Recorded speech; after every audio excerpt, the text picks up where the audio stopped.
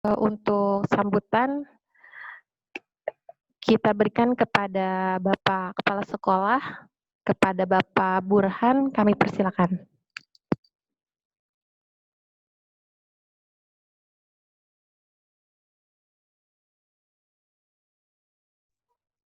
Bismillahirrahmanirrahim. Assalamualaikum warahmatullahi wabarakatuh.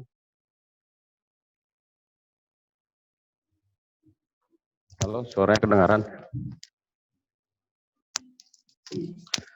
Assalamualaikum warahmatullahi wabarakatuh. Salam. Kedengeran cuma nggak ada videonya. Waalaikumsalam warahmatullahi wabarakatuh. Bismillah, alhamdulillah, wassalatu wassalamu ala rasulillah, Sayyidina Muhammad ibn Abdillah wa ala alihi wa sahbihi wa mawala. La hawla wa la quwwata illa billah, amma ba'du. Sebelumnya Pak Pimpinan Bawaslu Jabar sudah hadir.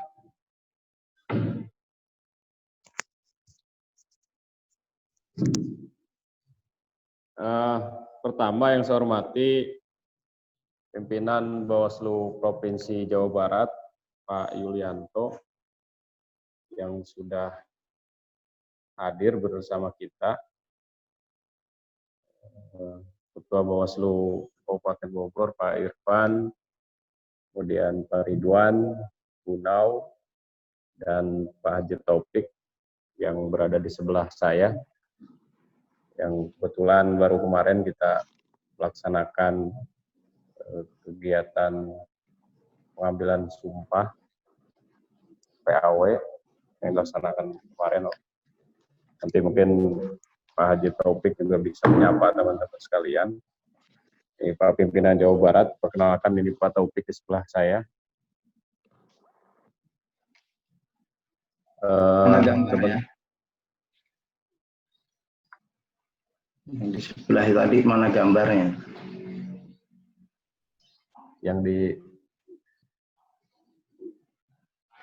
Yang digambar satu lagi Pak Pimpinan.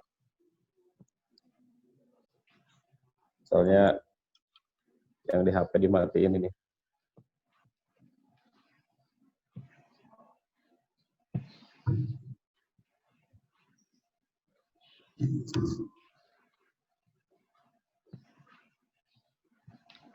Ada.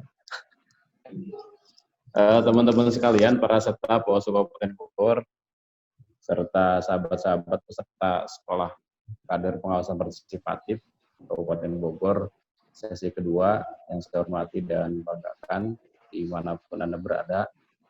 Alhamdulillah ada yang di pos ronda, ada yang di kamar, ada yang di ruang kerja, ada yang di kebun, nggak apa-apa lah, yang penting bisa fokus gitu ya. Dan saya banggakan, terima kasih atas kehadirannya. Mudah-mudahan nanti bisa lebih banyak lagi bergabung bersama-sama dengan kita untuk memenuhi kriteria kelulusan SKPP ini. Alhamdulillah di pagi menjelang siang ini kita bisa bertatap muka dalam kegiatan SKPP daring yang tentu saja ini SKPP dilakukan sudah 2 kali di tahap kedua.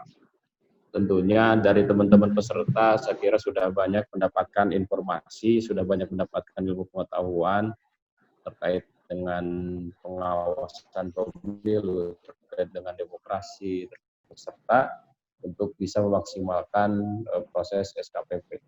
Dan saya harapkan bukan kali ini saja kegiatan ini bisa dilakukan, meski memang dalam formalnya bahwa SKPP ini tahapan kedua yang bisa diikuti oleh peserta yang sudah lulus di kegiatan audiovisual.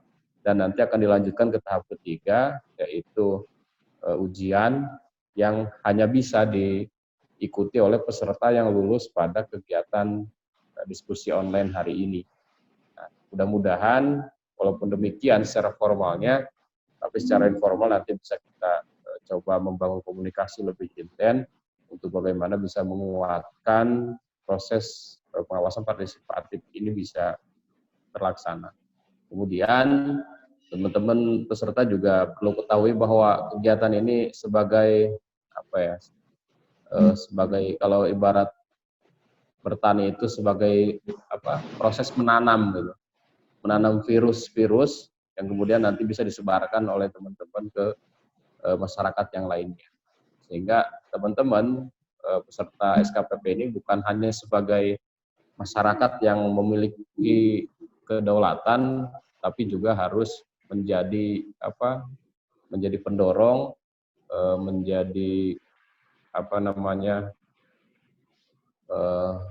simpul-simpul gitu, menjadi simpul-simpul di masyarakat yang nanti bisa memberikan informasi-informasi terkait dengan pengawasan, sehingga nanti ke depan mudah-mudahan harapan kita semua demokrasi lebih baik, kualitas demokrasi menjadi lebih kuat, kemudian sistem pemilu kita menjadi lebih baik. Tentu saja salah satunya adalah didorong oleh kekuatan dari partisipasi masyarakat dalam proses pengawalan demokrasi.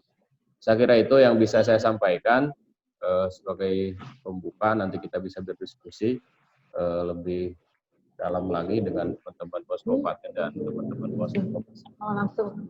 Demikian dari saya, Rukalam Allahumma fiqh ila komitorik. Assalamualaikum warahmatullahi wabarakatuh.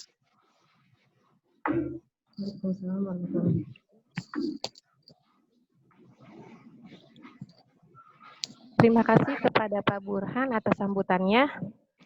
Baik.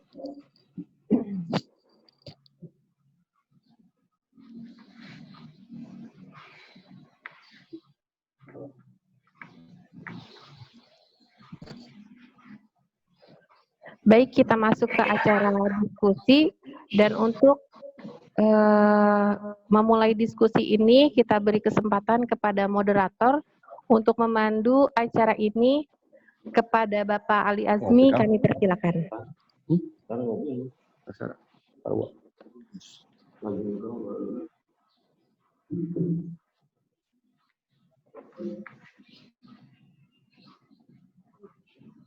Pak Azmi, suaranya tidak ada.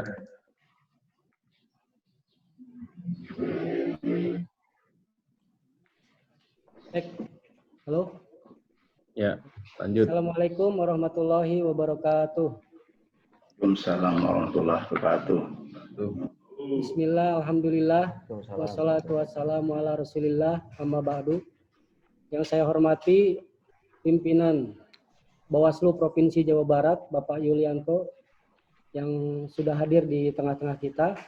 Yang saya hormati Ketua Bawaslu Kabupaten Bogor, Bapak Irfan Firmansyah, dan seluruh komisioner Bawaslu Kabupaten Bogor, beserta yang saya hormati Bapak Koordinator Wilayah SKPP Bawaslu Provinsi Jawa Barat, Bapak Agus Jailani, dan seluruh jajaran Sekretariat Bawaslu Kabupaten Bogor. Dan yang saya banggakan, para peserta SKPP Daring Bawaslu Kabupaten Bogor. Untuk selanjutnya, untuk mempersingkat waktu, mari kita mulai diskusi ini yang akan diawali oleh arahan dari pimpinan Bawaslu Provinsi Jawa Barat, yaitu Bapak Yulianto. Tapi sebelumnya saya akan menyampaikan profil beliau. Silakan Pak host untuk ditampilkan profilnya. Nama Pak Yulianto, lahir di Solo tanggal 26 Juli 1974, pendidikan SDN 2 Depok, SMP Negeri 1 Depok, Madrasah Aliyah, Pondok Pesantren Wali Songo Ponorogo, Fakultas Hukum Universitas 11 Maret, Surakarta. Pengalaman kerja beliau, koordinator kelompok kajian kebijakan publik, Lembaga Advokasi Masyarakat dan Pengembangan Umat, pada tahun 2000 sampai 2002, kemudian staf Konsorium Reformasi Hukum Nasional pada tahun 2003 sampai 2005, kemudian koordinator Divisi Politik Konsorium Reformasi Hukum Nasional pada tahun 2008, Wakil Ketua KRHN tahun 2009 sampai 2010, Tenaga Asistensi Bawaslu RI pada tahun 2010 sampai 2018. Pengalaman organisasi beliau sebagai relawan Komite Pengawas Pemilu HMI Cabang Surakarta, kemudian pengurus Pusat Majelis Sinergi Kalam, ICMI, pengurus HMI Badko Jateng Daerah Istimewa Yogyakarta, koordinator Koalisi Masyarakat Peduli Pemilu pada tahun 2008 sampai 2011. Dan saat ini beliau menjabat sebagai komisioner koordinator divisi penyelesaian sengketa di Bawaslu Provinsi Jawa Barat. Untuk mempersingkat waktu, sebagai pengantar diskusi kita kali ini, kepada Bapak Yulianto dipersilahkan.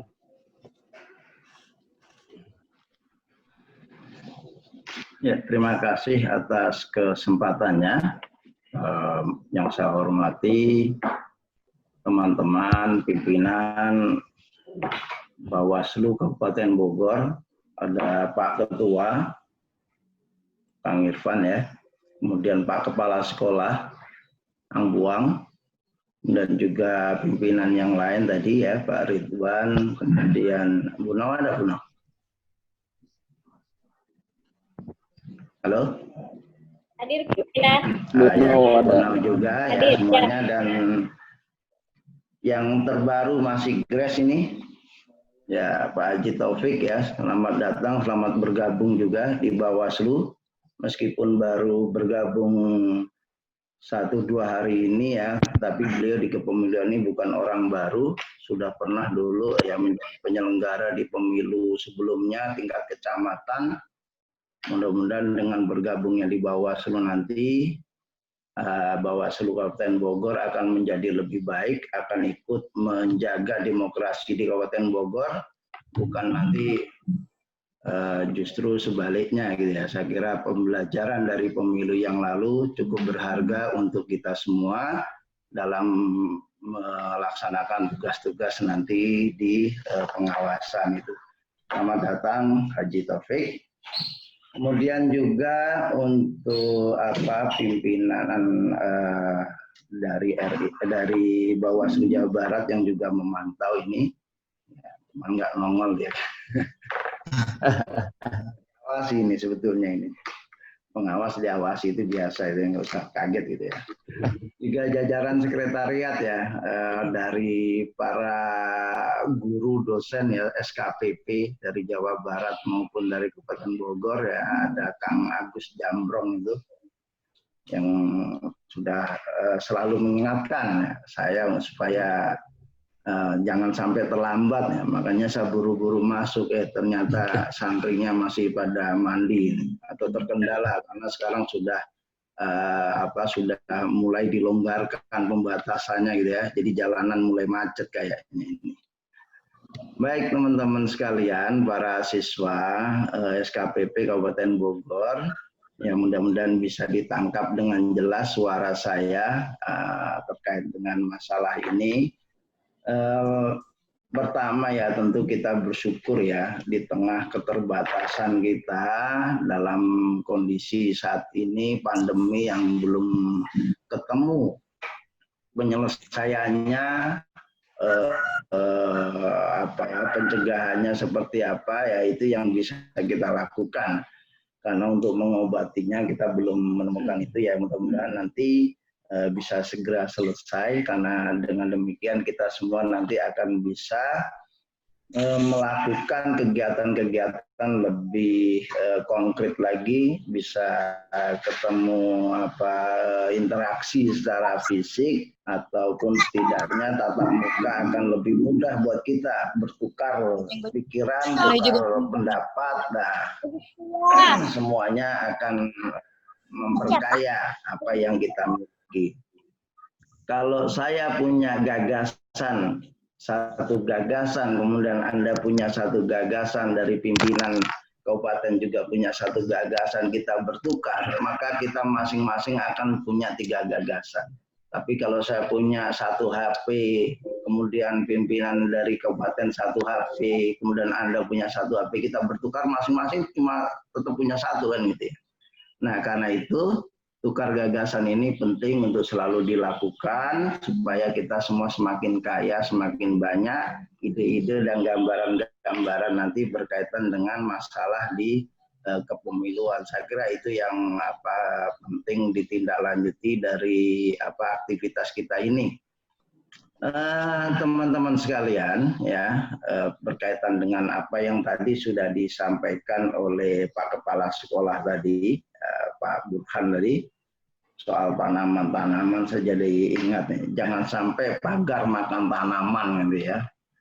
Nah, karena itu ya, saya menggambarkannya bahwa demokrasi di Indonesia ini tanamannya itu sudah sejak dari sebelum kemerdekaan. Kita sudah menanam demokrasi di Indonesia sehingga kita lihat beberapa konstitusi yang disusun pada 1945, nilai-nilai demokrasi sudah masuk sana, bukan hanya di ranah politik tapi juga bahkan ekonomi pun kita didesain menjadi ekonomi yang demokratis. Kita lihat pasal 33 itu ya, yang pada intinya kalau disederhanakan itu dari rakyat, oleh rakyat, untuk rakyat. Dengan asas gotong royong kekeluargaan, demokrasi di bidang ekonomi yang sudah disusun oleh para founding father kita. Nah, karena itu jangan sampai tanaman demokrasi ini nanti layu dan bahkan mati. Nah, karena itu kami mengajak teman-teman sekalian untuk memagari agar demokrasi yang pernah dibangun pada masa kemerdekaan kemudian mulai terkena hama-hama pada era Orde Lama, di penghujung Orde Lama, lalu menjadi layu di era Orde Baru, bersemai kembali pada era reformasi dengan munculnya berbagai aktivitas yang secara demokratis itu bisa terpenuhi. Misalnya di dalam kepemiluan, kepartaian ini dibuka, banyak partai, kemudian ada mekanisme pemilihan yang pemilu bukan cuma sekedar seremonial, tetapi juga memberikan ruang yang lebih terbuka bagi setiap orang untuk berkompetisi, untuk menjadi kandidat, dan juga kepada masyarakat untuk bisa memilih secara langsung, umum, bebas rahasia, jujur dan adil. Jadi free and fairness ini juga masuk pasca reformasi yang di era Orde Baru ini agak diabaikan. Nah, ini yang harus kita rawat, kita jaga, jangan sampai kemudian nanti mati kembali. Apalagi belakangan kita lihat demokrasi kita ini sudah mulai banyak lagi diserang hama-hama yang masuk secara formil ke ruang demokrasi, tetapi semangatnya itu anti demokrasi. Nah, ini yang kita harapkan nanti dari SKPP bisa mengarah ke sana. Apakah itu mungkin? Sangat mungkin. Saya senang dengan beberapa pertanyaan peserta yang sudah mulai masuk. Yang orang bertanya ini kadang-kadang memang pengen tahu, tetapi ada juga yang orang bertanya itu hanya sekedar menguji apakah pendapatnya benar atau tidak. Bahkan ada yang bertanya itu hanya untuk mencari jawaban pembenar. Kalau jawabannya nggak benar, dia tolak kan itu. Ada juga yang seperti itu. Nah, di antara peserta ini ada kemudian yang masih mempertanyakan apa perlu kita melakukan SKPP. Ternyata masih banyak golput, money politik kan gitu ya, seperti itu. Bahkan menanyakan apa masih perlu demokrasi, percuma saja, kira-kira begitu ya. Kok masih banyak pelanggaran-pelanggaran dan sebagainya, lebih jauh kemudian apa perlu adanya Bawaslu misalnya, itu sah-sah saja. Pertanyaan yang sah untuk ditanyakan, karena justru itu yang akan menghidupkan tadi, barangkali punya pendapat, punya uji apakah memang seperti itu. Teman-teman sekalian, saya berharap dari forum SKPP ini nanti teman-teman punya gambaran untuk bersikap, silahkan akan seperti apa, ambil sikap. Saya kira itu kemerdekaan untuk berpikir, untuk berpendapat yang juga dijamin oleh konstitusi. Itu hak teman-teman sekalian. Cuman saya ingin mengibaratkannya begini.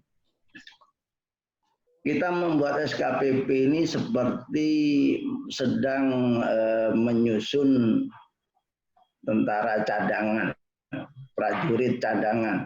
Ketika terjadi peperangan, kemudian para prajurit ini terbatas jumlahnya, Anda diterjunkan ke tempat-tempat yang memang di situ membutuhkan, kira-kira begitu. Bisa saja kita lakukan seperti itu. Atau saya kembalikan ke proses di awal tadi itu, kita ingin memagari bahwa demokrasi tidak bisa hanya diserahkan kepada penyelenggara pemilu, pengawasannya aja kepada Bawaslu. Ini tidak bisa. Penyelenggara kalau tidak dapat dukungan supporting dari pemerintah, ini juga nggak bisa bekerja. Demikian juga penyelenggara, meskipun dengan pemerintah, kalau masyarakat tidak memberikan supporting dukungan partisipasi, maka demokrasi pun hanya akan menjadi hal yang sifatnya mobilisasi. Saya kira begitu. Nah, teman-teman sekalian bisa melihat perkembangan hari ini karena pandemi, banyak yang dilarang keluar rumah, harus menggunakan masker, ada distancing, social distancing ya, pembatasan segala macam, tapi kok masih aja ada yang terpapar positif, bahkan jumlahnya bertambah, kurvanya nggak segera menurun. Pada ranah yang lain, ada polisi di Indonesia yang kemudian bekerja sampai hari ini digaji oleh negara dari pajak masyarakat, tapi masih saja terjadi kejahatan, ada tindak kriminal, ada pencurian. Nah, atau kita juga punya tentara, padahal kita nggak sedang perang, ngapain juga tentara itu? Kok nggak dibubarkan saja? Nah, ini saya kira menjadi perumpamaan. Apakah memang kita percuma adanya demokrasi? Karena seperti yang Anda sampaikan tadi, masih banyak money politik, kemudian masih ada pelanggaran ataupun hal-hal yang tadi sifatnya tidak sesuai dengan apa yang diharapkan. Ada harapan tertinggi dari sebuah masyarakat adalah jaminan keamanan, munculnya kesejahteraan, terciptanya keadilan. Tetapi ketika itu belum terwujud, apakah kemudian lembaga-lembaga menjadi ke sana kemudian kita bubarkan dan kita anggap percuma? Tujuan hidup negara kita Indonesia adalah memunculkan masalah yang tadi itu, soal kesejahteraan dan keadilan. Tetapi sampai saat ini masih banyak yang merasa itu belum tercapai. Apa kemudian ini dibubarkan dan percuma? Nah, saya kira ini membantu menjawab apa yang saudara tanyakan tentang demokrasi kita ini. Maka karena itu pertanyaannya mungkin bisa dibalik. Ada demokrasi saja, ada pemilu saja masih seperti ini. Bagaimana kalau kemudian tidak ada? Kan kita bayangkan akan seperti itu ya. Nah, misalnya seperti itu tadi itu. Nah, ini saya harapkan kemudian teman-teman tidak putus asa. Mudah-mudahan pertanyaannya ini adalah pertanyaan yang bukan pesimis, tetapi justru ingin mencari jawaban yang lebih pasti, meyakinkan, dan ingin mengambil posisi bagaimana kita semua bisa melakukan. Kalau teman-teman sempat membaca misalnya buku Matinya Demokrasi, itu salah satunya karena tidak dipagari, yang pagarnya itu adalah dengan etika. Jadi kewajiban masyarakat ini adalah menjadi pagar agar demokrasi ini terus berjalan. Bahwa kita punya hak untuk memilih itu hak, bukan kewajiban ya. Jadi memilih itu hak. Bahkan mendaftarnya pun di daftarnya itu juga masih hak. Kita belum menggunakan stelsel aktif di mana untuk menjadi pemilih orang itu harus mendaftarkan diri. Untuk menjadi penyelenggara itu juga bukan ditunjuk dan diperintah oleh negara, tetapi ini juga melalui proses rekrutmen atau pendaftaran diri, kira-kira gitu. Jadi sebagian besar masalah politik kita ini masih pada tataran hak dan belum sampai sebagai kewajiban. Kalau kewajiban Anda tidak milih, Anda nanti kena sanksi, ada penalti dari negara. Nah, tugas kita lah sebagai masyarakat untuk berpartisipasi di dalam kepemiluan, di dalam demokrasi kita dengan berbagai cara melalui beberapa tempat. Ini persoalan kesempatan dan juga kaitannya dengan masalah penempatan, saya kira. Tetapi partisipasi itu sendiri punya beberapa tingkatan, dari yang mulai rendah itu hanya sekedar diinformasikan sebagai objek untuk mendapat informasinya saja. Ada yang kemudian naik lagi sudah mulai didengarkan, dimintai pendapatnya. Ada yang kemudian pada posisi sejajar, posisi setara sebagai mitra. Dan ada juga yang sudah sampai partisipasi tinggi adalah ketika secara aktif melalui kesadaran dirinya ikut dalam proses menjaga jalannya pemerintahan. Nah, ini kira-kira begitu. Nah, SKPP sendiri pada posisi sebetulnya sebagai mitra. Ada Bawaslu, kemudian teman-teman siswa ini duduk bersama untuk melihat bagaimana jalannya demokrasi di Indonesia. Bawaslu memberikan bekal kepada teman-teman melalui keterangan-keterangan, informasi, pembelajaran yang kali ini dilakukan secara daring karena keterbatasan kondisi. Bawaslu juga memfasilitasi supaya bisa mengikuti daring, kemudian difasilitasi dengan adanya ya mungkin ongkos ya pulsa atau semacamnya. Nah, Bawaslu belum sampai mengongkosi untuk beli laptop gitu ya. Nah, mudah-mudahan nanti dari situ teman-teman bisa lebih banyak lagi itu dapatnya itu. Nah, tetapi Bawaslu kemudian juga tidak menjadikan teman-teman sebagai bawahan, sebagai bagian. Teman-teman masih dilepaskan sebagai masyarakat yang merdeka untuk memilih berpartisipasi di ruang yang mana.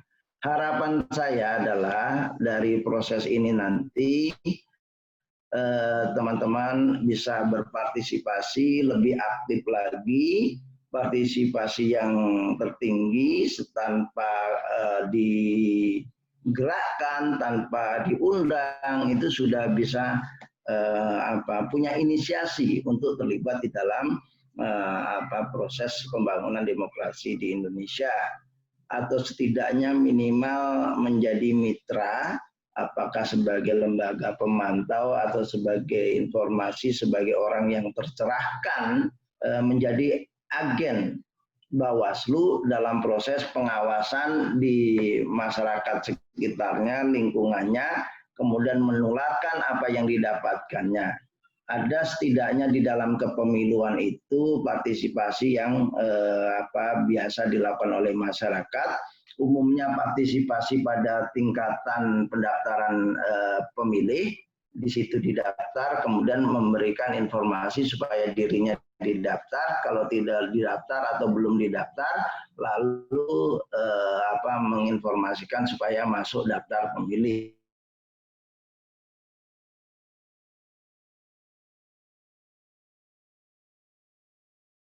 Yang hadir secara langsung ataupun ikut memforward, men-sharing info-info yang sifatnya campaign ataupun mengkritisi. Nah, ini partisipasi yang biasa juga terjadi, dan yang terutama partisipasi itu ada pada saat pemungutan suara, ketika teman-teman atau para pemilih yang sudah terdaftar hadir ke TPS untuk memberikan suaranya. Di luar itu masih sedikit yang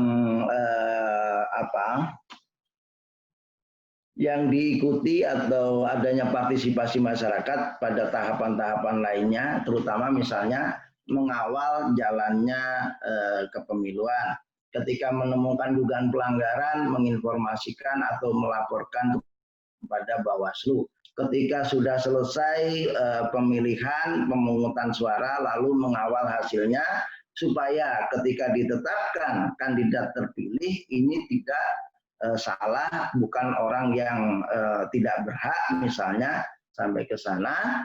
Atau bahkan lebih jauh lagi adalah kemudian ketika sudah selesai pemilu, masa pengawasan Bawaslu terhadap tahapan itu selesai karena sudah dilantik, teman-teman masih bisa ikut mengawal hasil pemilu agar mereka tidak lupa dengan janji-janji yang pernah mereka ucapkan pada saat kampanye, menagih dan mengingatkan ketika mereka nanti akan melakukan pelanggaran. Saya kira ini yang ingin saya sampaikan pada kesempatan kali ini. Nanti beberapa pertanyaan yang masih mengganjal, masih kurang pas ataupun bantahan-bantahan, teman-teman bisa sampaikan langsung untuk direspon dalam diskusi yang lebih detail, lebih mendalam dengan teman-teman di Bawaslu Kabupaten Bogor, karena barangkali ada nilai-nilai lokalitas yang lebih mengena kalau ketika itu disampaikan oleh teman-teman. Yakinlah bahwa tidak sia-sia demokrasi yang dibangun, ditanam di Indonesia ini. Tanpa itu, seandainya demokrasi itu tidak berjalan, mungkin teman-teman berpendapat seperti itu saja tidak bisa. Karena demokrasi itu salah satunya adalah kemerdekaan berpendapat dan juga kemerdekaan berserikat, termasuk hak untuk turut berpartisipasi dalam pemerintahan. Gitu ya. Jadi kalau menyitir apa yang diajarkan oleh Ustadz Burhan itu ya, atau saya pernah dapat ya, Robbana ma khalaqta haza batila. Ya Tuhanku, tidaklah engkau menciptakan ini dengan sia-sia. Nah, siapa yang bisa itu? Yaitu mereka yang orang-orang yang punya pengetahuan, punya hati untuk bisa secara kritis melihat apakah ini benar atau salah, kemudian bisa melihat lebih jauh, membandingkan, jadi tidak asal, tidak a priori untuk menolak atau a priori menerima, tetapi mengkritisi apakah memang apa yang terjadi di lingkungan kita ini sesuai atau tidak. Nah, itu saja yang ingin saya sampaikan. Mohon maaf apabila ada hal-hal yang kurang berkenan, kurang tepat. Selamat melaksanakan diskusi dan melanjutkan sekolah sebelum nanti ujian. Hati-hati ujiannya meskipun daring susah nanti nyonteknya ini. Nah, karena ini soalnya sudah disiapkan itu ya.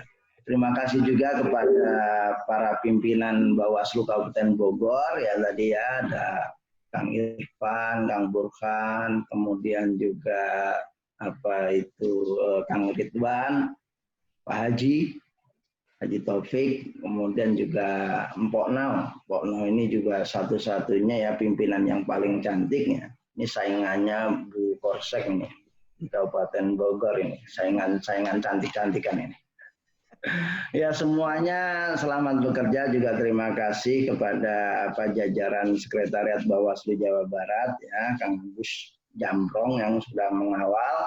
Mohon nanti bisa dikawal terus beberapa hal seandainya membutuhkan diskusi lebih jauh untuk kegiatan-kegiatan lebih jauh di luar SKPP pun kita siap untuk dilibatkan, kita siap untuk dipanggil sepanjang waktunya itu bisa cocok ya. Jadi jangan benturan dengan kegiatan yang lain. Insya Allah saya pribadi siap untuk mendengarkan curhatan teman-teman dan juga masukan. Mungkin ada kritik-kritik buat kami. Saya yakin setajam apapun kritik itu akan bermanfaat untuk perbaikan lembaga kita. Demikian dari saya, sekali lagi ya, selamat kepada teman-teman siswa. Billahi taufik wal hidayah, waridho walinayah. Wassalamualaikum warahmatullahi wabarakatuh. Waalaikumsalam warahmatullahi wabarakatuh.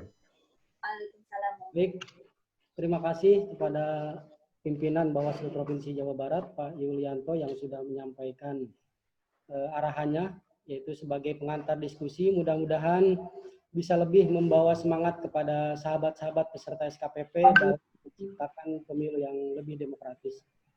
Untuk selanjutnya yaitu kita masuk ke sesi jawab pertanyaan offline yang sudah disampaikan melalui via grup WhatsApp oleh peserta SKPP. Tapi sebelumnya saya akan menampilkan terlebih dahulu profil singkat dari Komisioner Bawaslu Kabupaten Bogor. Yang pertama dari Bapak Irfan Firmansyah, beliau sebagai Ketua Bawaslu Kabupaten Bogor yang sekaligus menjabat sebagai Koordinator Divisi Sumber Daya Manusia dan Organisasi. Ini adalah profil singkatnya. Yang kedua Pak Burhanuddin. Bapak Burhanuddin sebagai anggota Komisioner Bawaslu Kabupaten Bogor. Beliau saat ini menjabat sebagai Divisi Pencegahan, Koordinator Divisi Pencegahan dan Hubungan Masyarakat dan Hubungan Antar Lembaga atau HUBA. Kemudian yang selanjutnya Bapak Ridwan Arifin. Bapak Ridwan Arifin, beliau menjabat sebagai anggota Komisioner Bawaslu Kabupaten Bogor sekaligus sebagai Koordinator Divisi Penyelesaian Sengketa dari Bawaslu Kabupaten Bogor. Untuk selanjutnya dari Ibu Nautalia Apapio.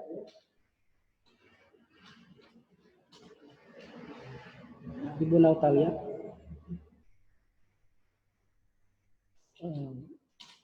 Beliau sebagai salah satu anggota Komisioner Bawaslu Kabupaten Bogor yang saat ini sekaligus menjabat sebagai Koordinator Divisi Hukum, Data, dan Informasi. Dan untuk yang terakhir, profil dari Komisioner baru PAW, Bapak Haji Taufik Soeharto, tapi mohon maaf belum bisa ditampilkan profilnya. Baik, kita langsung aja ke pertanyaan offline yang pertama. Pertanyaan offline. Ada 5 orang yang bertanya. Yang pertama Muhammad Husni Tamami, yang kedua Riza Aftoni, yang ketiga Husni Mubarok, yang keempat Firmansyah, dan yang kelima Chandra Septian. Untuk pertanyaan pertama dari Muhammad Husni, silakan Bro.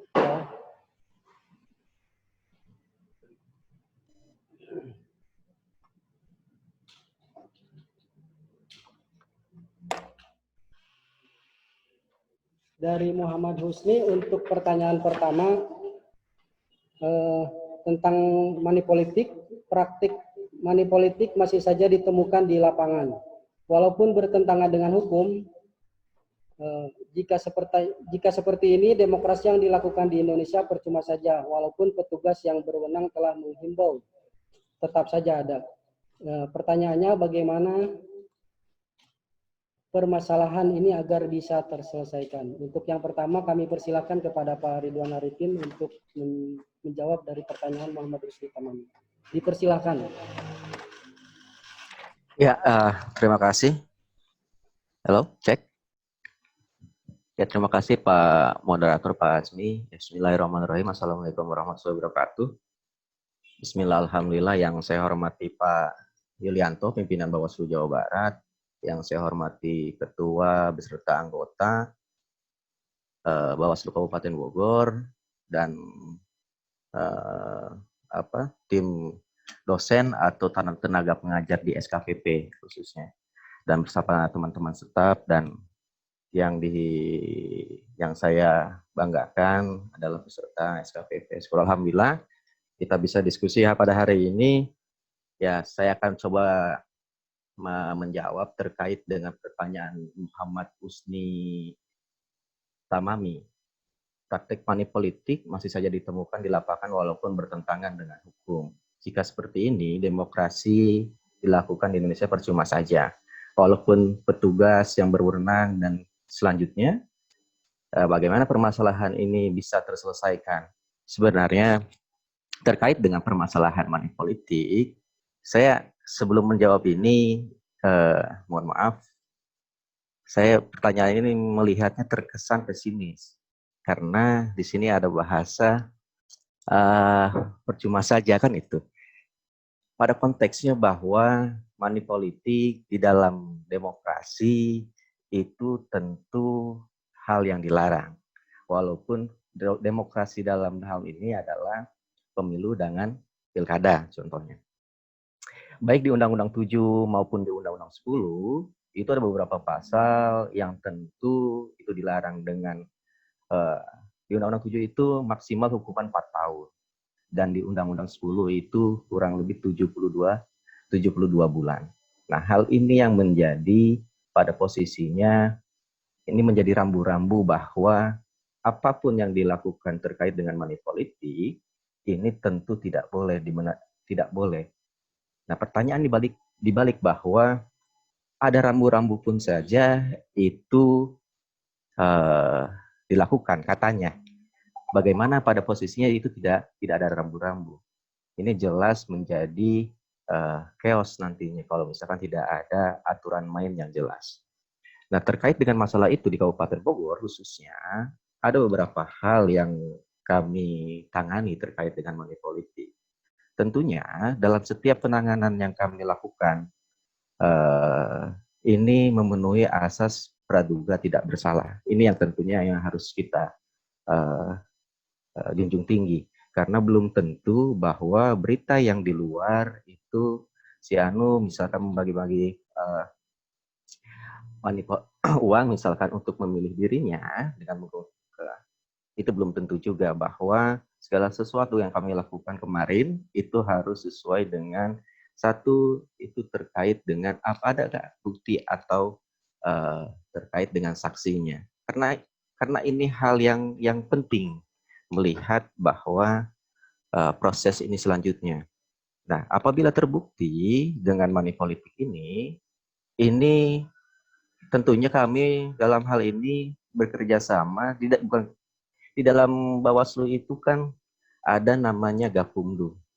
Di dalam Gakumdu itu ada 3 instansi di dalamnya terkait dengan satu itu adalah kepolisian, terus kedua kejaksaan dan juga Bawaslu. Terkait dengan pidana, ini kan money politik adalah kasus pidana. Kasus pidana ini kami memutuskan bersama-sama 3 instansi terkait dengan itu. Nah, kami sebelum melakukan ke arah penanganan, ini ada kewajiban kami juga terkait dengan bagaimana pencegahannya. Kan itu. Ini hal yang penting juga karena dalam hal pengawasan pemilu, rating dalam penanganan pelanggaran itu lebih tinggi dibanding lebih banyak lah kita menangani pelanggaran. Tentu ini bukan angka atau rating yang memuaskan bagi kami.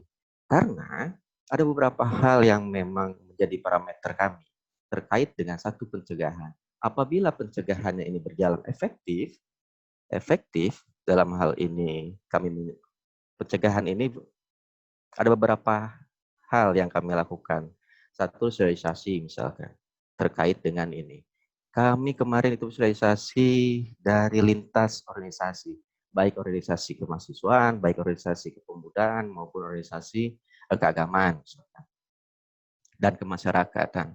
Nah, kenapa kami mengadakan sosialisasi? Tentu dalam hal ini memberikan edukasi ke masyarakat bahwa apa yang dilakukan terkait dengan di pemilu dan pilkada yang boleh dan tidak boleh itu kami harus sampaikan.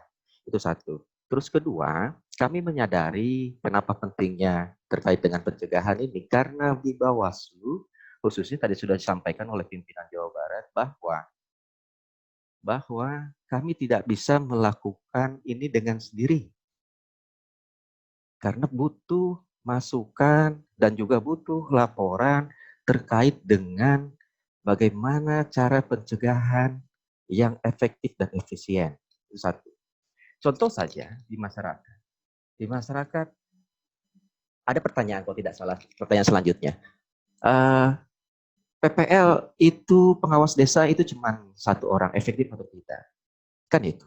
Nah, Di bawah saja petugas kami cuma 1 orang. Nah, kalau misalkan tidak ditopang oleh kawan-kawan, khususnya masyarakat, ini tentu tidak akan efektif. 1 orang mengawasi misalkan 100 orang. Nah, ini yang menjadi pada posisinya, ayo kita sama-sama terkait dengan bagaimana ini kita sama-sama pencegahan dan mengawasi. Nah, kalau misalkan kami sudah pada posisinya pencegahan ini sudah kami laksanakan, kan kayak gitu. Tapi masih membandel, ada pelanggaran, tentunya yang cukup dibukti dalam hal ini, baik bukti formil maupun materialnya, itu tentu kami akan proses. Dan proses di kami pun juga itu transparan. Semuanya bisa dilihat dalam hal, bila teman-teman datang ke kantor Bawaslu Kabupaten Bogor, itu ada di mading, ada beberapa penanganan pelanggaran yang kami telah lakukan. Contoh saja, di kasus kemarin, itu di Pileg, itu kurang lebih ada 16 penanganan pelanggaran yang kita lakukan. Dan sengketa itu ada 5 penanganan pelanggaran. Nah, pertanyaannya, kok cuma di Bawaslu saja kan kayak gitu, pengumumannya itu ditempel.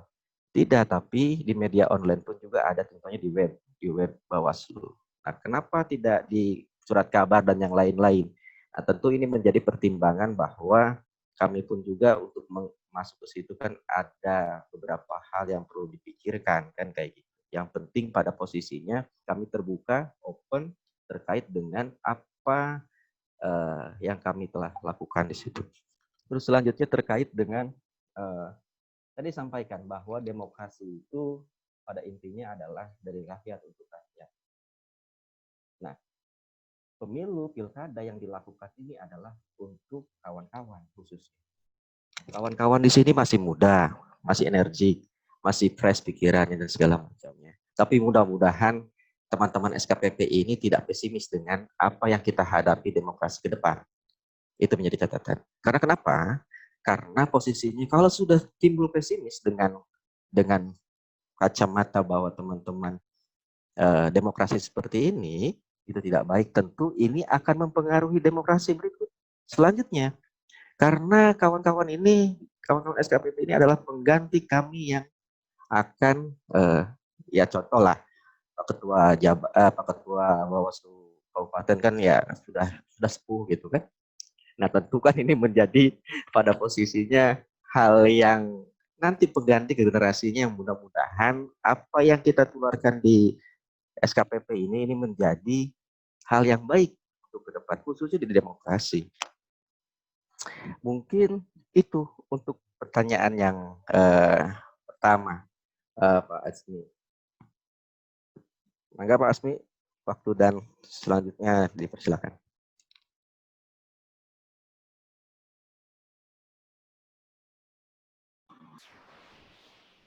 Halo, baik. Terima kasih Pak Ridwan yang sudah menjawab pertanyaan dari Saudara Muhammad Husni Tamami. Untuk selanjutnya yaitu pertanyaan yang kedua dari Saudara Riza Aftoni. Dari Riza Aftoni ini ada 2 pertanyaan ya. Yang pertama, bagaimana mengatasi angka penekanan golput yang masih lumayan tinggi, dan yang kedua, perlukah kita sekolah kader sedangkan kita sebagai pemilih hanya wajib untuk memilih pemimpin yang akan dipimpin? Untuk menjawab pertanyaan ini kepada Bapak Burhanuddin, waktu kami persilakan.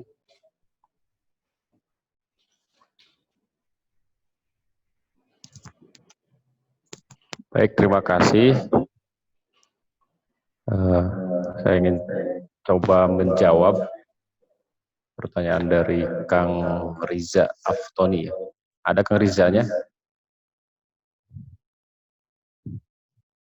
Kang Rizanya hadir nggak ini? Hadir. Unmute-nya gimana, Bro? Baik. Hadir. Oh, hadir ya. Baik, Kang Riza, terima kasih atas pertanyaannya. Saya akan coba menjawab. Pertama, kaitan dengan bagaimana mengatasi angka penekanan golput yang masih lumayan tinggi. Soal golput, tentu kita harus bicara data ya, bicara data. Dan bicara data di Kabupaten Bogor, melihat kemarin dari pemilu 2019 itu persentase kehadiran pemilih itu di angka 79%. Artinya ada 11% memang yang tidak ikut serta dalam menyampaikan hak pilihnya di proses pemilu. Nah, artinya memang dari sisi persentase sebetulnya angka golput itu tidak terlalu besar, sehingga kita tidak ini juga mungkin bisa disebabkan ya, ada beberapa sebab sebetulnya kenapa kemudian masyarakat masih lebih memilih untuk tidak memilih gitu. Walaupun memang kalau dikaitkan dengan hak sebagai seorang pemilih, tentu saja ini bicara mau atau tidak kan gitu. Kalau dianalogikan kan begini, kalau hak itu biasanya, kenapa kemudian misalnya negara atau dalam sistem demokrasi itu pemilih itu menjadi sebuah hak? Kenapa tidak menjadi sebuah kewajiban? Kalau dianalogikan bahwa hak, biasanya masyarakat itu ketika bicara hak, maka tanpa disuruh itu selalu menjalankan. Beda dengan kewajiban. Ketika diperintah atau ketika diwajibkan, masih banyak orang yang tidak memilih. Itu mungkin filosofinya kenapa kemudian dalam demokrasi itu masyarakat diberi memilih itu menjadi sebuah hak. Nah, ini lagi-lagi persoalan golput barangkali salah satu sebabnya adalah karena masyarakat pertama masih merasa bahwa memilih itu adalah sebuah hak, bukan menjadi sebuah kewajiban. Sehingga tidak ada misalnya secara langsung sanksi, gitu. Secara langsung sanksi terkait dengan dia memilih atau tidak memilih, karena itu menjadi sebuah hak mereka. Itu yang pertama. Yang kedua, kenapa kemudian golput ini masih banyak? Salah satunya adalah karena mungkin tingkat pengetahuan masyarakat terkait dengan pentingnya pemilu, terkait dengan pentingnya partisipasi dalam proses demokrasi, ini tidak merasa tidak bisa dirasakan secara langsung, sehingga mereka apatis terhadap demokrasi, sehingga apatis terhadap pemilu. Maka kemudian golput ini terjadi. Lalu kemudian bagaimana caranya agar golput ini tidak meningkat? Ya tentu salah satunya adalah dengan upaya bagaimana terutama penyelenggara pemilu memberikan kesadaran, memberikan penyadaran, dan memberikan pengetahuan tentang pentingnya proses pemilu, pentingnya bagaimana masyarakat bisa berpartisipasi dalam pemilu. Nah, tentu hal ini juga tidak hanya bisa disampaikan begitu saja. Misalnya kita hanya menyampaikan ke masyarakat, penting loh pemilu, itu. Ini soal misalnya tadi kedaulatan rakyat, ini soal misalnya bahwa rakyat itu punya hak kedaulatan dalam proses demokrasi atau dalam demokrasi. Tapi kemudian harus juga dibarengi dengan penyadaran. Karena banyak kasus misalnya ketika masyarakat ikut serta dalam proses pemilu, tapi banyak juga yang merasakan kaitan dengan hasil dari proses demokrasi ini seolah-olah tidak dirasakan secara langsung. Karena kan kita tahu masyarakat juga pandangannya berbeda-beda. Ada yang memandang bahwa produk dari pemilu ini ya tidak ada manfaatnya. Gitu. Ketika misalnya pemilu terpilih DPRD misalkan, kalau di Kabupaten Bogor misalnya ada 55 orang dewan. Kemudian bagaimana masyarakat merasakan efek dari kehadiran 55 dewan ini gitu. Kemudian bagaimana misalnya ketika pilkada misalnya bupati dan wakil bupati terpilih, kemudian bagaimana efek dari keterpilihannya untuk masyarakat gitu. Sepertinya ya banyak juga yang kemudian merasa dengan adanya keterpilihan mereka, pemimpin berganti, kemudian anggota dewan terpilih, tapi tidak bisa memberikan perubahan yang signifikan untuk wilayahnya. Jadi ada bahasa misalnya masyarakat lah ganti bupati, ganti dewan, tetap nasibna kieu-kieu wae ya. Bahasa Bogor kan kos gitulah gitu. Sehingga ya banyak yang akhirnya apatis terhadap pemilu. Gitu.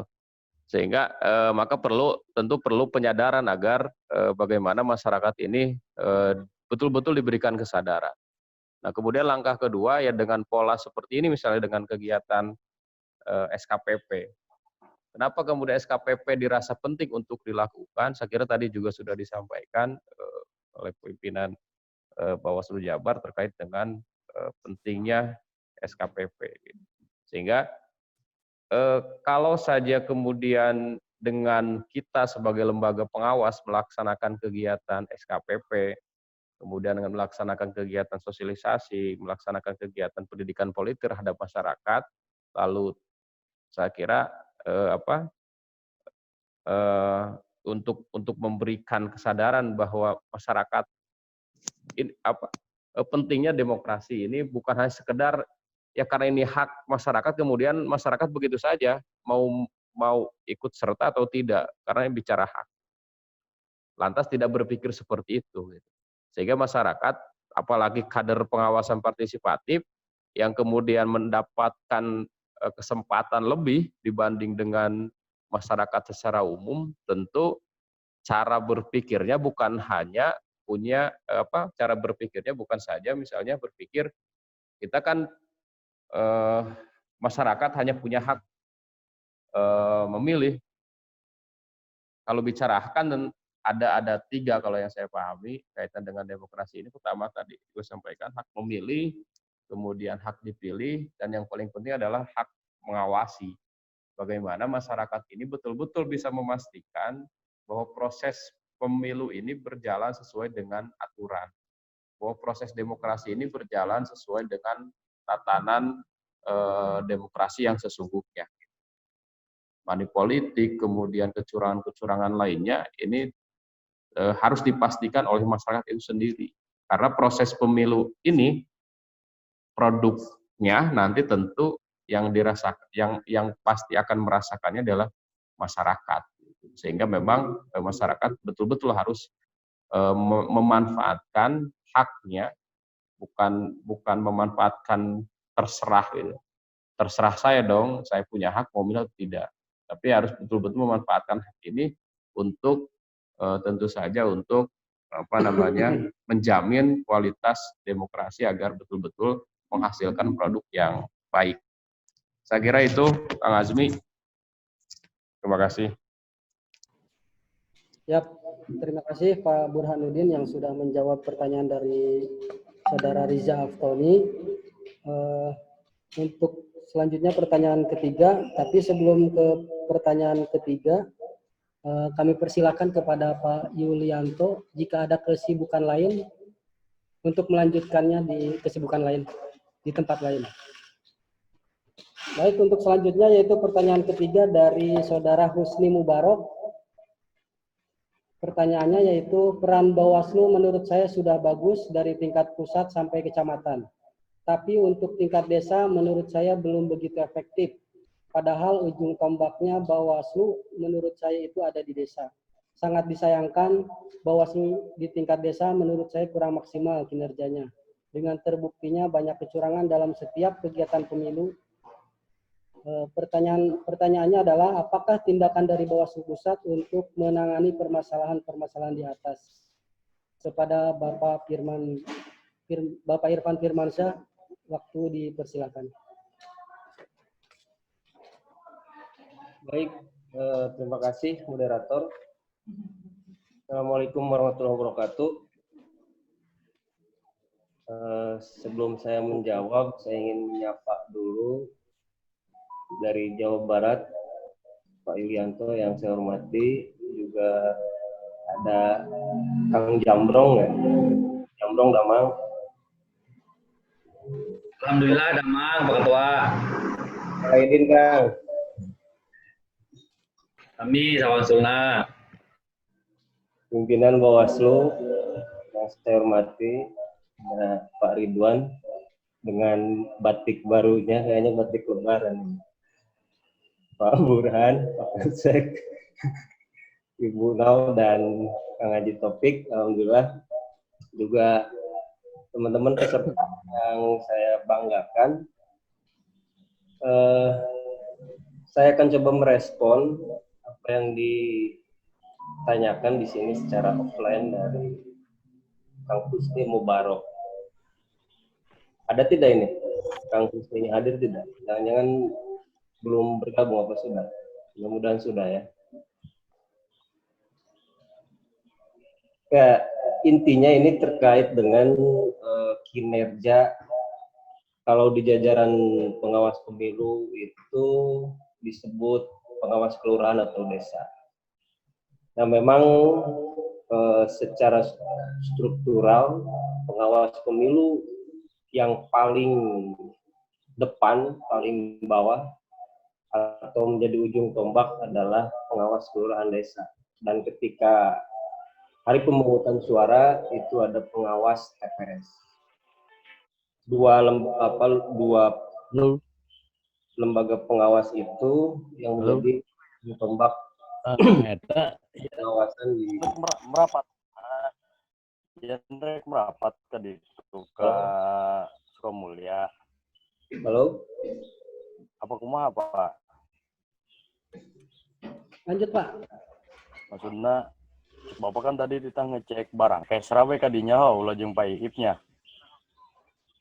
Halo? Halo? Kang, di mute dulu itu Kang Supriyadi. Lagi bisnis ya. Ya, saya coba lanjutkan. Untuk pengawas kelurahan desa di Kabupaten Bogor sesuai dengan jumlah desa dan kelurahan sekitar 435 orang berarti, karena satu desa memang satu petugas. Dari segi kuantitas memang jajaran pengawas pemilu ini apabila melihat luas wilayah kemudian padat penduduk Kabupaten Bogor, segi kuantitas ini memang menjadi sebuah permasalahan tersendiri. Tapi dari segi kualitas tentu kami jajaran pengawas pemilu mulai dari Bawaslu RI sampai dengan pengawas kelurahan desa memiliki tanggung jawab yang sangat besar untuk senantiasa menghadirkan jajaran pengawas pemilu terbaik. Di kita di Kabupaten Bogor, kemudian melalui Panwaslu Kecamatan, kita sering melaksanakan bimbingan teknis, kemudian pembekalan secara berkala kepada pengawas kelurahan desa. Nah, terkait dengan tadi yang ditanyakan, kenapa masalah masih muncul kemudian seolah-olah tidak ada tindakan dalam tanda kutip oleh petugas. Nah, ini ada kaitannya dengan peran-peran partisipatif masyarakat dan tentu berkaitan juga dengan teman-teman peserta sekolah kader ini. Harapannya karena kan dari segi kuantitas memang kami sangat terbatas, satu desa satu orang. Di Kabupaten Bogor mungkin dalam satu desa ada yang memiliki hak pilih sampai 10.000, sementara petugasnya satu orang. Di sana yang kampanye cukup masif misalkan dari berbagai peserta pemilu dibandingkan dengan di daerah lain, misalkan apakah di luar Jawa terutama, misalnya satu desa hak pilihnya misalkan hanya 500 atau 700 dan di sana sama pengawas kelurahan desanya satu orang, sehingga dari segi kuantitas di sini memang rasio untuk pengawasan ada sedikit masalah. Nah, kenapa masalah-masalah tersebut masih terjadi? Diawasi saja masalah itu tetap saja muncul, apalagi ketika tidak ada pengawasnya yang mengawasi jalannya pemilu atau pemilihan.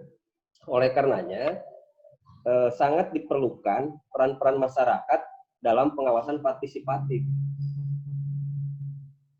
Seperti halnya sekarang teman-teman sedang mengikuti sekolah kader pengawasan partisipatif. Harapannya tentu teman-teman ini di bawah bisa menjadi secara sadar tadi yang disampaikan oleh Pak Yulianto, tanpa ada perintah mampu menjadi pemberi informasi terhadap masyarakat. Ketika melihat dugaan pelanggaran, misalkan ya, dugaan pelanggaran, peran Anda seperti apa? Apakah Anda melaporkan atau tidak? Ketika sudah dilaporkan kemudian pengawas pemilunya tidak bertindak, berarti ada yang salah dengan pengawas pemilu tersebut. Tapi sebaliknya, ketika ada dugaan pelanggaran, kemudian tidak ada pengawas pemilu, dan kita sebagai masyarakat membiarkan. Nah tentu disitulah ada keterbatasan pengawasan dari kami. Dan tentunya harus ada kehadiran masyarakat di sana untuk sama-sama memberikan pengawasan dalam setiap tahapan pemilu atau pemilihan. Nah ini yang kita sering sebut dengan pengawasan partisipatif masyarakat. Sehingga harapannya semakin banyak yang melihat, maka akan semakin sempit ya, ruang bagi orang-orang yang ingin berbuat curang. Dan ketika misalkan masyarakat melihat itu, apa yang harus dilakukan, paling tidak menyampaikan informasi awal kepada jajaran pengawas pemilu, supaya nanti bisa ditindaklanjuti oleh pengawas pemilu, apakah nanti laporannya itu dinyatakan memenuhi unsur atau tidak, dan seterusnya. Itu ada proses lebih lanjut. Yang penting teman-teman melalui sekolah kader ini bisa lebih memahami bagaimana peran-peran kita semua sebagai masyarakat dalam melakukan pengawasan partisipatif, sehingga ketika semakin banyak masyarakat yang mengetahui peran-perannya dalam mengawasi tahapan pemilu atau pemilihan, harapannya itu tadi, peserta pemilu tidak lagi atau siapapun tidak lagi berani untuk melakukan dugaan-dugaan pelanggaran, karena kan ada aturan, ada petugasnya pengawas pemilu, namun tetap dugaan-dugaan pelanggaran itu masih terjadi. Apalagi ketika tidak ada aturannya, misalkan seperti money politik tadi disampaikan oleh Pak Ridwan, tidak ada aturannya, berarti bisa semakin parah terjadi. Ada saja masih ada yang melakukan, mencoba untuk mengakali aturan-aturan sudah berlaku. Ada pengawas pemilu, masih juga terjadi pelanggaran-pelanggaran pemilu, apalagi ketika tidak ada pengawas pemilu. Oleh karenanya, harapannya peran-peran masyarakat di sini bisa hadir secara masif untuk sama-sama mengawasi setiap tahapan pemilu yang sedang diselenggarakan khususnya di Kabupaten Bogor, sehingga itu tadi harapannya semakin banyak yang melihat, maka semakin sedikit ruang bagi orang-orang yang ingin berbuat curang dalam setiap tahapan pemilu.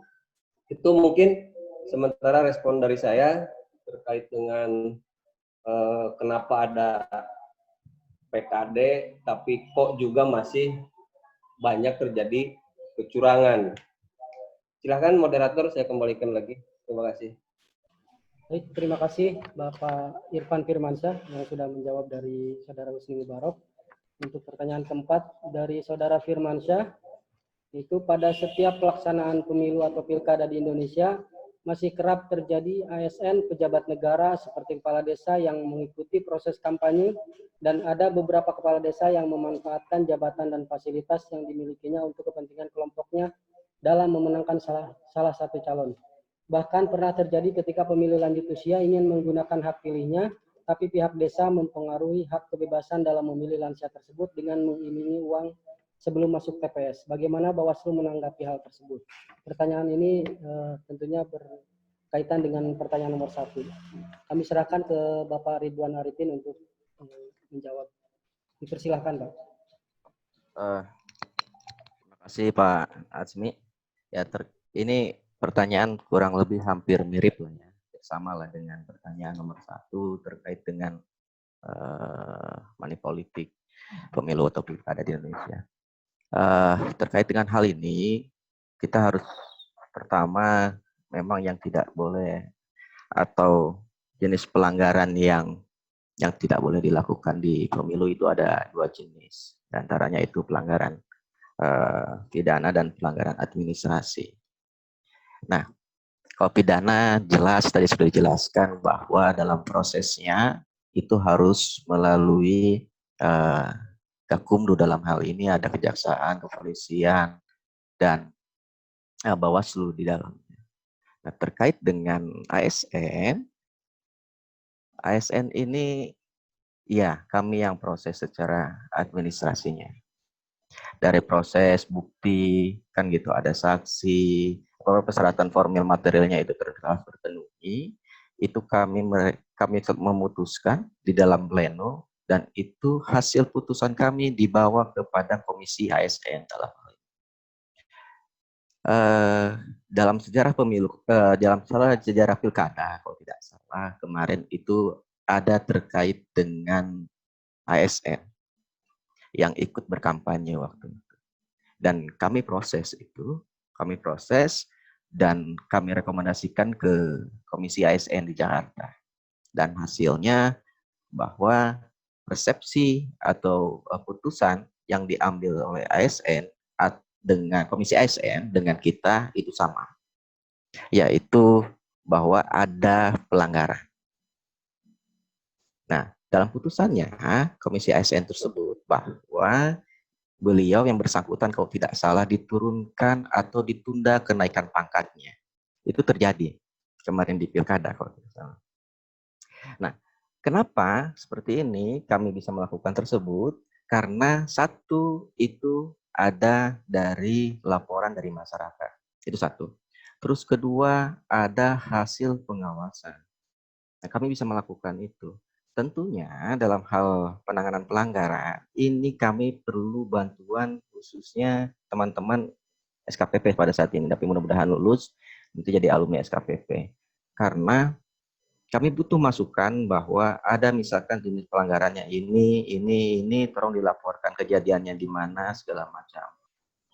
Nah, ini penting karena pada posisinya kami harus mengumpulkan data dan informasi di bawah.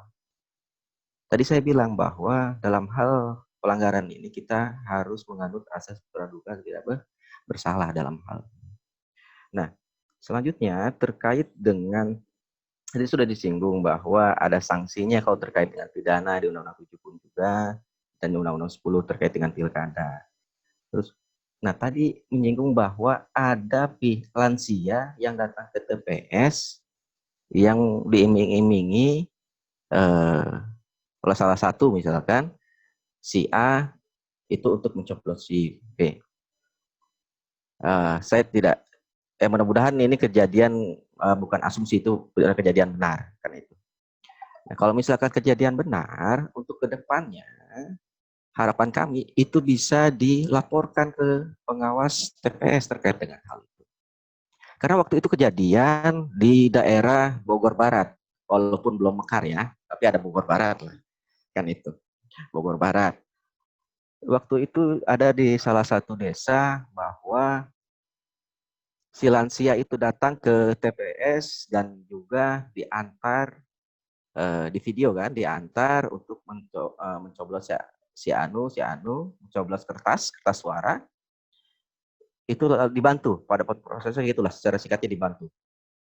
Tetapi memang dalam proses itu untuk ada di PKPU, kalau tidak salah, itu proses memang boleh untuk pada posisinya itu dibantu karena lansia ini. Contoh misalkan, mohon maaf, mohon maaf banget, fisik yang kurang misalkan, tidak bisa melihat segala macam kan gitu, terus rabun misalkan segala macam. Nah itu memang di PKPU-nya itu diperbolehkan dibantu asalkan persyaratannya pun juga harus terpenuhi. Contoh misalkan persyaratannya itu ada surat kuasa yang bahwa saya didatang ke TPS, intinya bahwa bunyinya bahwa saya datang ke TPS diantar si Anu dan saya melakukan itu dengan sadar, kan itu. Tentu ditandatangan materai dan segala macam. Dan ada isi formulir yang selanjutnya. Seperti itulah. Nah, terkadang memang keterbatasan kami, kelemahan juga ada di kami, bahwa contoh saja pengawas TPS itu cuma 1 orang. Kan itu. Dan jangankan dia mengawasi seluruh lingkungan di TPS, dia pun juga mau ke kamar mandi pun juga susah. Kenapa? 1 TPS itu 1 orang. Kan itu, 1 TPS itu 1 orang. Nah, makanya di situ ada beberapa unsur yang mudah-mudahan bersama persepsinya terkait dengan bagaimana ini pemilu atau demokrasi ini berjalan ke depan lebih baik. Di situ ada saksi, di situ ada PPK, belum lagi ada unsur dari pemantau, belum lagi dari masyarakat ada. Nah, kalau misalnya ada kejadian seperti itu, segera laporkan ke petugas kami. Ini tadi ketua pun juga sudah menyinggung terkait dengan dalam esensinya bahwa ya terkait dengan jumlah itu kami terbatas terkait dengan itu, karena kami tidak boleh merekrut misalkan pengawas TPS itu 2 orang, pengawas desa itu misalkan 5 orang, kan gitu. Tidak boleh, karena harus sesuai dengan aturan main yang ditetapkan. Aturan mainnya di mana? Kalau misalkan dalam pileg itu kemarin menggunakan Undang-Undang 7 tahun 2017. Nah, kami harus apapun resikonya dan bagaimanapun juga ya kami harus pada posisinya mengikuti aturan main itu. Tidak bisa misalkan pengawas TPS 1 orang kita rekrut 2 orang, tidak bisa. Karena hal itu pun juga menjadi pelanggaran nantinya. Nah, selanjutnya terkait dengan dugaan pelanggaran pemilu pilkada. Nah, dalam hal mewujudkan demokrasi, tentu bukan hanya petugas TPS, tapi dari unsur pusat sampai unsur ujung tombak, itu menjadi tugas bersama untuk kami. Bagaimana mengawal proses demokrasi ini, hak suara 1 orang, itu kami pastikan ke atas pun juga jumlahnya sama, 1. Dan itu menjadi komitmen dalam hal kami, baik penyelenggara pemilu. Baik penyelenggara pemilu itu ada KPU, ada Bawaslu, ada DKPP dalam hal ini. Ini komitmen bersama kami. Dan tentunya dalam hal ini, ayo sama-sama menjaga komitmen kami khususnya. Kalau misalkan ada kritikan, ada masukan, gitu. Dan yang lebih penting adalah ayo sama-sama mencegah terkait dengan terjadinya pelanggaran. Mudah-mudahan teman-teman setelah ikut sekolah SKPP ini mengetahui terkait minimal jenis-jenis pelanggarannya saja yang tidak boleh. Tapi sejarah di Kabupaten Bogor kami ada terkait dengan penanganan ASN itu. Dan kenapa kami tidak publikasi terkait dengan nama segala macamnya? Ya memang kami harus menghormati orang itu. Tapi dalam hal itu kami sudah melaksanakan hal tersebut. Nah, mungkin itu aja Kang Asmi ya. Siapa? Oh iya, satu lagi saya baca di chat terkait dengan ini ada pertanyaan tanggapan mengenai politik. Apakah mahar politik yang sangat besar untuk mencalonkan diri sebagai pejabat politik di Indonesia hari ini dianggap politik uang? Nah, kita harus melihat bahwa adanya pelanggaran, tentunya ada peserta. Kan itu. Dalam proses ini di Kabupaten Bogor itu tidak ada peserta. Tetapi dalam hal masuk ke dalam kontes dalam waktu pilkada atau pileg, tentunya mahar politik ini sangat tidak diperbolehkan. Kan itu satu. Terus yang kedua, memang ada beberapa hal yang memang kemarin itu menjadi polemik di atas, terkait misalkan si Anu memberi mahar si B ini sekian untuk menjadi calon sekian, calon ini misalkan. Nah, di dalam prosesnya ini terkadang bahwa data yang kami dapat itu lengkap tentunya. Nah, tadi terkait dengan unsur pidananya, kan itu persyaratan formil, persyaratan material. Nah, ini menjadi PR kami. Nah, terkadang kan bahwa tidak ada bukti, tetapi sudah menjas seperti itu. Nah, ini menjadi informasi awal untuk kami telusuri. Contoh tadi beberapa kasus di Kabupaten Bogor yang kami telusuri. Begitu.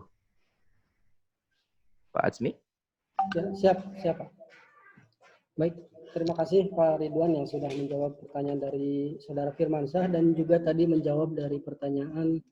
Sebetulnya ini tadinya mau masuk ke sesi online, akan tetapi waktunya sudah mepet gitu. Baik, kita lanjut kepada pertanyaan yang kelima dari Saudara Chandra Septian.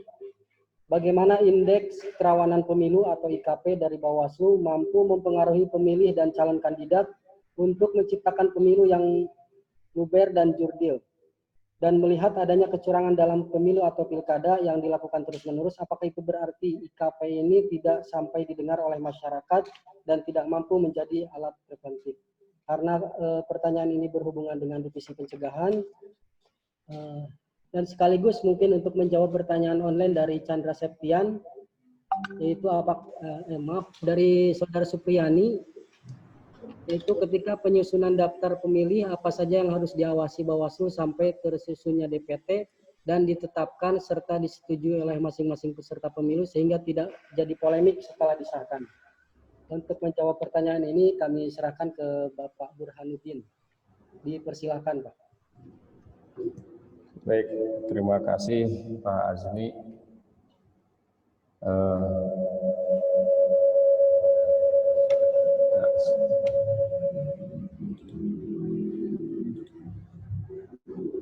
Ya, pertama pertanyaan dari Kang Chandra Septian.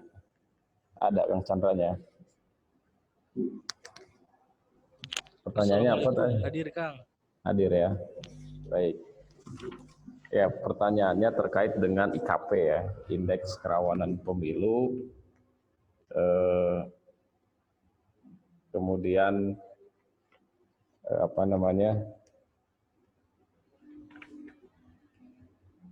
mampu mempengaruhi pemilih dan calon kandidat untuk menciptakan pemilu yang luber, jurdil. Kemudian jadi hubungan antara indeks kerawanan pemilu dengan pemilu yang luber dan jurdil. Nah, kaitan dengan indeks kerawanan pemilu ini kan sebetulnya upaya dari Bawaslu untuk memotret terkait dengan kondisi di wilayah. Artinya indeks untuk memetakan dari setiap wilayah yang ada itu, kalau tingkat kabupaten misalnya, dari setiap kecamatan, kemudian dari setiap desa, dari setiap TPS itu untuk melihat, memotret bagaimana misalnya tingkat kerawanan di suatu wilayah. Nah, tingkat untuk menyusun IKP ini kan bisa dilihat dari berbagai segmen, misalnya kaitan dengan kondisi wilayahnya, sosial politiknya, kemudian apakah misalnya kalau di TPS misalnya apakah TPS itu dekat dengan dengan calon, kemudian apakah pada saat pemilu sebelumnya pernah terjadi kecurangan dan sebagainya. Ini kan sebetulnya IKP ini hanya untuk melihat, memetakan tingkat kerawanan yang kemudian nanti setelah diketahui IKP di suatu wilayah itu, kemudian kami Bawaslu melakukan membuat yang namanya rancangan agar untuk menyusun terkait dengan bagaimana pencegahan itu bagaimana agar kerawan itu tidak terjadi di pemilihan selanjutnya. Gitu. Maka kemudian kita menyusun misalnya tata cara pengawasannya, kemudian pencegahannya dan sebagainya. Jadi sebetulnya IKP ini juga tidak mempengaruhi terkait dengan menciptakan pemilu yang luber atau jurdil gitu. Dilihat pemilu luber atau jurdil itu tentu akan dilihat nanti sejauh mana upaya pencegahan atau upaya pengawasan atau upaya penindakan yang dilakukan oleh Bawaslu. Walaupun misalnya ada indeks kerawanan yang disusun oleh Bawaslu, tapi kemudian tidak disusun teknis pencegahannya, tidak disusun teknis pengawasannya dan penanganan pelanggaran, tentu ini tidak akan berefek gitu. Kalaupun kemudian IKP-nya ada, gitu. Sehingga kalau IKP itu hanya sebatas bahan mentah lah gitu ya, bahan mentah yang kemudian diolah oleh pengawas pemilu untuk melakukan menyusun kira-kira tindakan yang harus dilakukan untuk mencegah ini seperti apa gitu. Dan biasanya dilihat dari berbagai dimensi, termasuk kita melihat untuk penyusunan EKP ini melihat dari sisi pelaksanaan pemilu sebelumnya gitu. Dari pengalaman pemilu sebelumnya itu. Nah, kaitan dengan apakah misalnya IKP ini tidak sampai didengar oleh masyarakat dan mampu menjadi alat preventif, saya kira ini kan tergantung bagaimana sesungguhnya publikasi dari IKP itu sendiri. Secara formal Bawaslu RI menyusun IKP, misalnya kemarin IKP 2019 IKP pemilu 2019, tentu ada upaya-upaya sosialisasi dengan peluncuran IKP, kemudian disampaikan melalui kabupaten kota, disampaikan melalui lembaga-lembaga lembaga-lembaga pemerintah dan sebagainya, itu juga disampaikan untuk memetakan gitu. Termasuk nanti setelah mendapatkan IKP itu Bawaslu Kabupaten melakukan menyusun rancangan untuk melakukan upaya-upaya pencegahan gitu. Seperti itu. Itu kaitan dengan IKP ya. Kemudian kaitan dengan pertanyaan yang selanjutnya dari Kang Supriyani. Nah, kaitan dengan daftar pemilih ya. Penyusunan daftar pemilih apa saja yang harus diawasi Bawaslu sampai tersusunnya DPT. Nah, daftar pemilih ini kita tahu adalah instrumen paling mendasar lah gitu dalam menentukan kualitas demokrasi di Indonesia gitu. Karena salah satu tahapan yang sangat krusial dan mungkin pada saat kemarin pemilu 2019 kemudian sampai hari ini penyusunan daftar pemilih ini menjadi tahapan yang cukup panjang gitu. Mulai dari DP4, kemudian DPS, kemudian ada DPT, ada DPT HP, bahkan DPT HP, daftar pemilih tetap hasil perbaikan itu ada sampai DPT HP 3, jadi panjang. Bahkan sampai hari ini kita sedang mengawal proses penyusunan daftar pemilih berkelanjutan. Gitu. Artinya memang sangat bahwa penyusunan daftar pemilih ini sangat krusial, gitu. Sehingga tentu Bawaslu punya pola-pola atau punya cara-cara agar bagaimana proses penyusunan daftar pemilih ini itu bisa tersusun dengan baik dan rapi. Gitu. Penyusunan daftar pemilih ini kan pertama dilihat dari sisi validitasnya ya, validitas si pemilih ini. Gitu. Apakah misalnya dia dari sisi nama misalnya valid atau tidak, kemudian NIK, kemudian alamat dan sebagainya. Kemudian kaitan dengan apakah memenuhi persyaratan atau tidak sebagai pemilih. Ini kita lihat. Maka tentu pola pengawasan yang kita lakukan adalah memastikan kaitan dengan validitas validitas data yang dimiliki oleh si pemilih ini.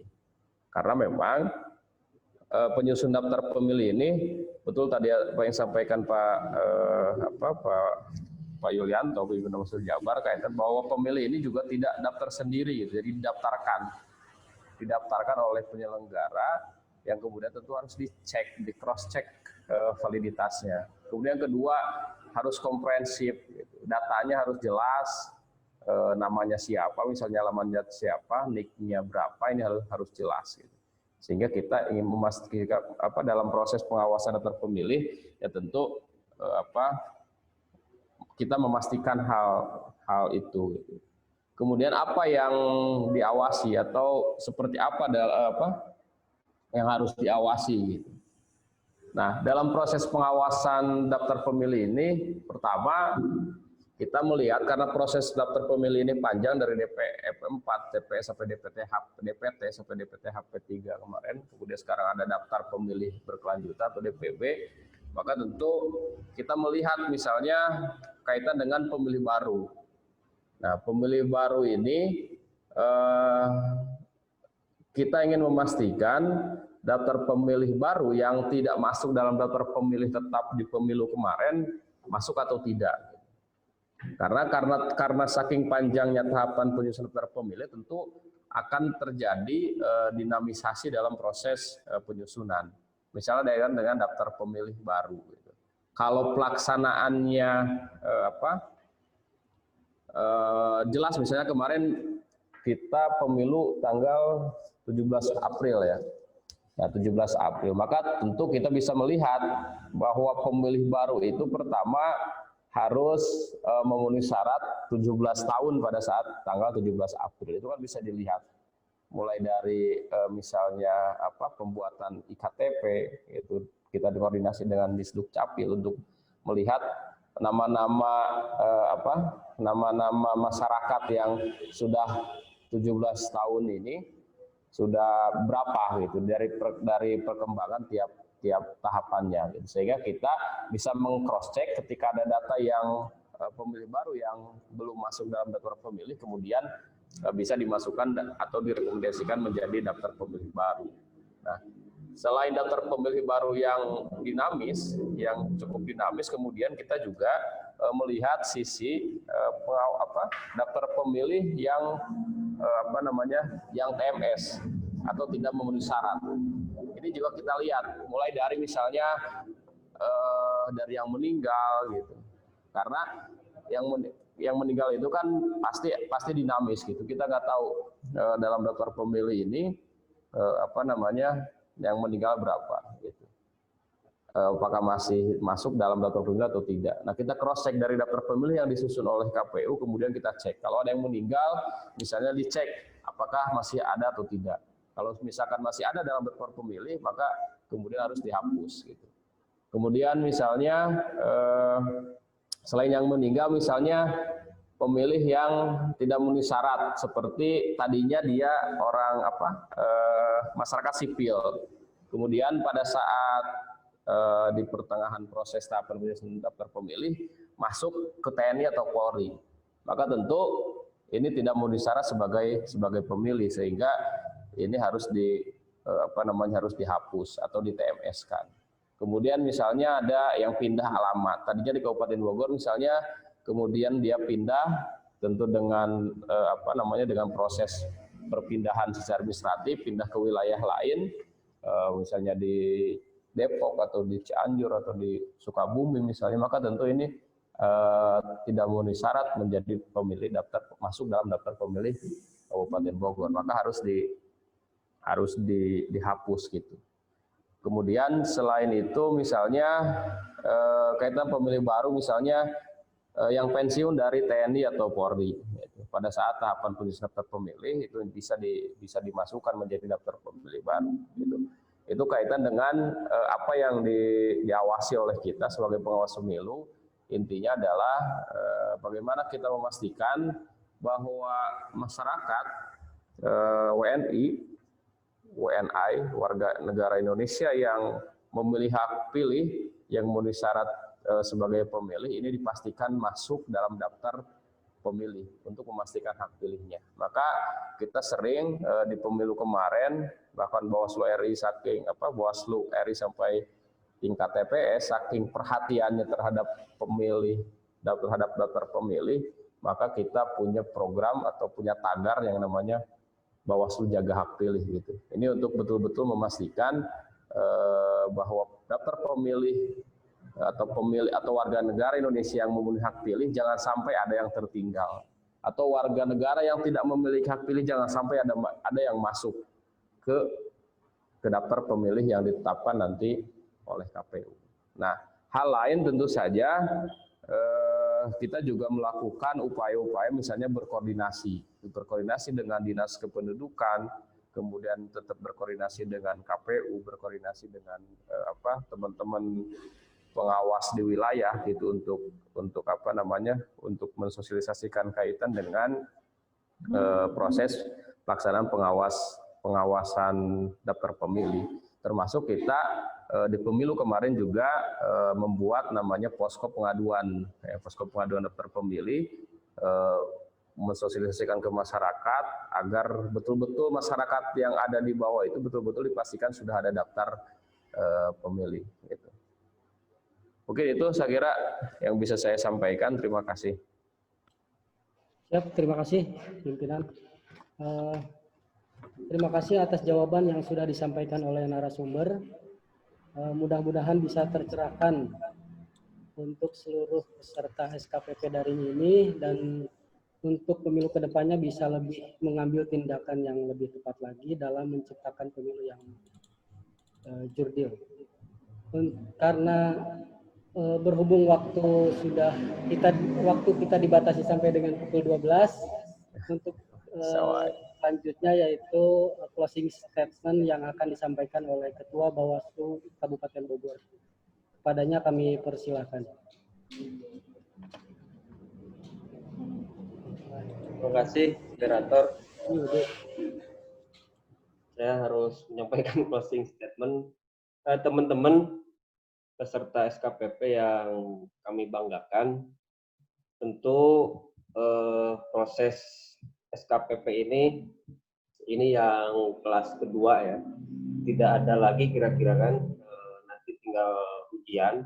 Harapannya tentu teman-teman peserta SKPP ini bisa memahami secara komprehensif apa yang sudah dipelajari, baik itu melalui video pembelajaran yang sudah masing-masing dipelajari, kemudian juga hasil diskusi online yang sudah dilaksanakan, dan itu semua tentu menjadi sebuah informasi bagaimana peran-peran kawan-kawan nanti kalau lulus menjadi kader pengawas partisipatif.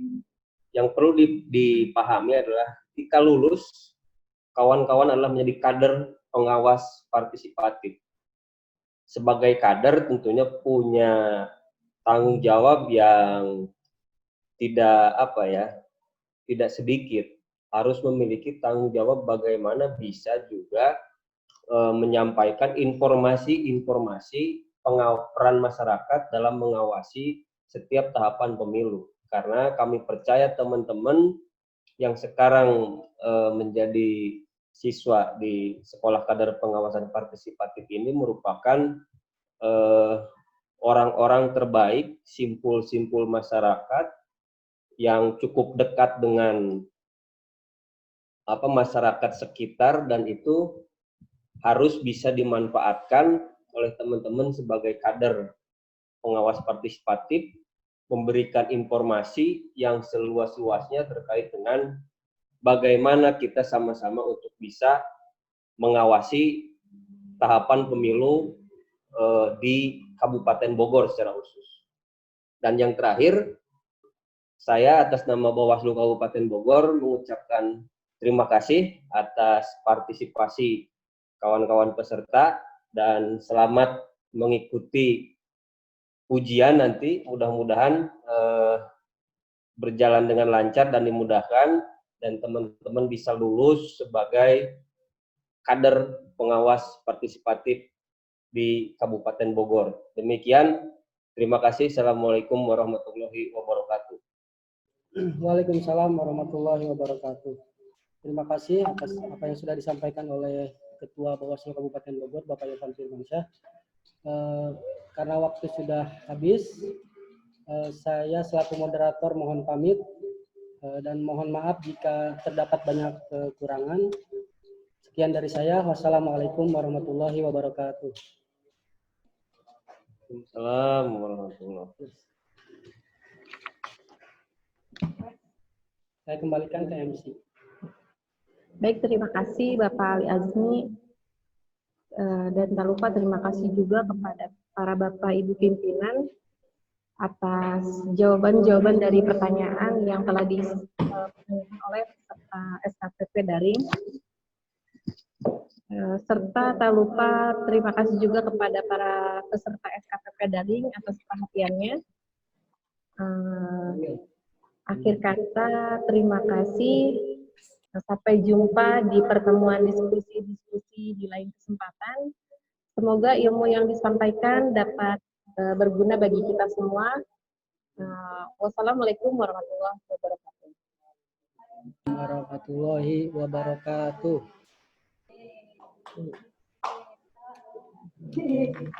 Assalamualaikum warahmatullahi wabarakatuh. Unmute. Semua.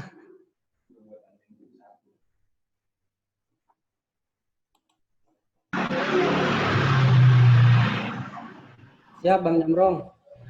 Izin pamit, atur nuhun Pak Ketua. Siap. Siap, Kang Jamrong. Siap, Bunau atur nuhun. Pak Haji Taufik. Ngantos undang ke Bandung. Siap. Segera secepatnya kita kondisikan untuk bisa bergabung di Bandung. Siap. Siap. Siap. Pohon. Assalamualaikum.